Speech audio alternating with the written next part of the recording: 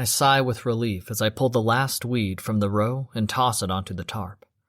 There are 6 identical tarps every 50 yards or so, each filled with weeds, trimmings, and the occasional defective soybean plant.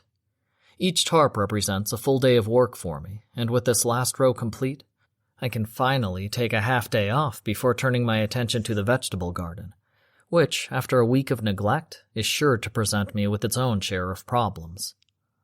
I stand and stretch before tying the tarp closed.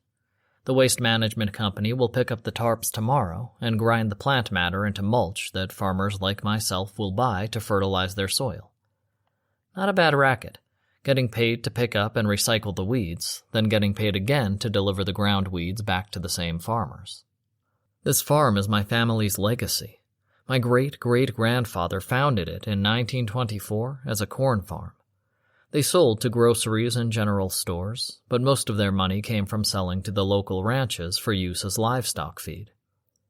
Recognizing this, my great-grandfather switched to soybeans, cheaper to grow than corn, and sold them exclusively as feed. That worked like a charm, and for 50 years, our farm hummed along without any problems. By the time my grandfather retired, the farm was earning well into 7 figures in revenue and employed over 24 farmhands. Then, the recession hit, and ranchers began abandoning locally grown feed for cheaper imported feed that was lower in quality, but also much lower in price. Within 5 years, my parents were forced to lay off the entire staff and sell most of the land so that our 6,000-acre farm is now just over 80 acres, and the staff consists of yours truly.